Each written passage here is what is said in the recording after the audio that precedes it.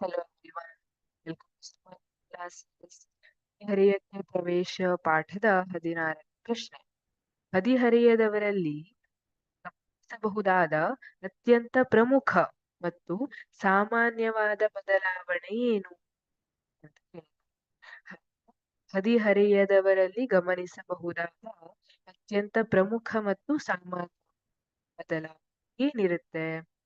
ಈಗ ಹದಿಹರೆಯ ನಮ್ಮ ದೇಹದಲ್ಲಿ ಕೆಲವೊಂದಿಷ್ಟು ಬದಲಾವಣೆ ಕಂಡು ಬರುತ್ತೆ. ಸುಮಾರು 11ರಿಂದ 19ನೇ ವರ್ಷ ವಯಸ್ಸಿನ ಅವಧಿಯಲ್ಲಿ ದೇಹದಲ್ಲಿ ಎತ್ತರದಲ್ಲಿ ಹೆಚ್ಚಳ ಇರಬಹುದು, ಅಥವಾ ದೇಹದಲ್ಲಿ ಬೇರೆ ಬೇರೆ ಗಂಡು ಮಕ್ಕಳಲ್ಲಿ ಬೇರೆ ಬೇರೆ ರೀತಿಯ ಲಕ್ಷಣಗಳು ಗೋಚರವಾಗುತ್ತೆ, ಹೆಣ್ಣು ಮಕ್ಕಳಲ್ಲಿ ಬೇರೆ ಬೇರೆ ರೀತಿಯ ಲಕ್ಷಣಗಳು ಗೋಚರವಾಗುತ್ತೆ. ಮುಖದ ಮೇಲೆ ಬರುವಂತದ್ದು, ಇದೆಲ್ಲ ಏನಿದೆ ನಮ್ಮ ಭಾವನೆಗಳು ಬದಲಾಗುವಂಥದ್ದು, ಇದನ್ನ ಹದಿಹರೆಯ ಅಂತ ಹೇಳ್ತೀವಿ.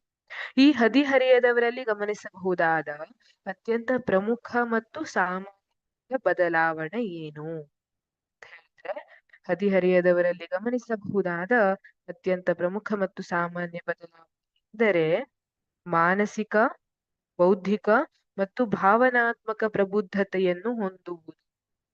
ಈ ಸಮಯದಲ್ಲಿ ಮಾನಸಿಕವಾದಂತಹ ಪ್ರಬುದ್ಧತೆ ಇರಬಹುದು, ಬೌದ್ಧಿಕವಾದಂತಹ ಯೋಚನೆಗಳಲ್ಲಿ ಪ್ರಬುದ್ಧತೆಯನ್ನ ಹೊಂದುವಂತಹದ್ದಿರಬಹುದು, ಭಾವನಾತ್ಮಕವಾಗಿ ಪ್ರಬುದ್ಧತೆಯನ್ನ ಹೊಂದಿರಬಹುದು.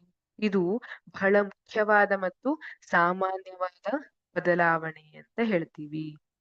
ಇದು ಹದಿಹರೆಯದವರಲ್ಲಿ ಗಮನಿಸಬಹುದಾದ ಅತ್ಯಂತ ಪ್ರಮುಖ ಮತ್ತು ಸಾಮಾನ್ಯವಾದ ಬದಲಾವಣೆ. ಇದಿಷ್ಟೇ ಅಲ್ಲ, ಇದು ಮಾನಸಿಕ, ಬೌದ್ಧಿಕ ಮತ್ತು ಭಾವನಾತ್ಮಕ ಪ್ರಬುದ್ಧತೆ ಆಯ್ತು. ಇದನ್ ಬಿಟ್ಟು ದೈಹಿಕವಾಗಿ ಕೂಡ ಕೆಲವೊಂದಿಷ್ಟು ಬದಲಾವಣೆಗಳು ಇದೆ ಅಲ್ವಾ?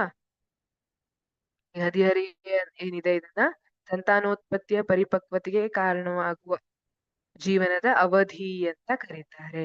ಈ ಸಮಯದಲ್ಲಿ ದೇಹದಲ್ಲಿ ಗಂಡು ಮಕ್ಕಳಲ್ಲಿ ಬೇರೆ, ಹೆಣ್ಣು ಮಕ್ಕಳಲ್ಲಿ ಬೇರೆ ಬೇರೆ ಬೇರೆ ಲಕ್ಷಣಗಳು ಗೋಚರಿಸುವಂತಹ ಸಮಯ ಆಗಿದೆ. ಹಾಗಿದ್ರೆ ಇದಕ್ಕೆ ಉತ್ತರವಾಗಿ ನಾವೇನಂತ ಬರೀಬಹುದು? ಹದಿಹರೆಯದವರಲ್ಲಿ ಗಮನಿಸಬಹುದಾದ ಅತ್ಯಂತ ಪ್ರಮುಖ ಮತ್ತು ಸಾಮಾನ್ಯವಾದ ಬದಲಾವಣೆ ಎಂದರೆ ಮಾನಸಿಕ, ಬೌದ್ಧಿಕ ಮತ್ತೆ ಭಾವನಾತ್ಮಕತೆಯನ್ನ ಹೊಂದುವಂಥದ್ದು. ನೀವು ಈ ವಯಸ್ಸಿಗೆ ಬಂದ ತಕ್ಷಣ ನಿಮ್ಮ ಯೋಚನೆಗಳನ್ನ, ನಿಮ್ಮ ಭಾವನೆಗಳನ್ನ ಮೊದಲಿರೋದಕ್ಕಿಂತ ಬಹಳ ಭಿನ್ನವಾಗಿರುವಂತದ್ದು.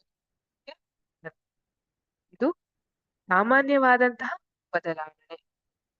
ಇದರಲ್ಲಿ ಆತಂಕ ಪಡುವಂಥದ್ದು ಏನೂ ಇರೋದಿಲ್ಲ.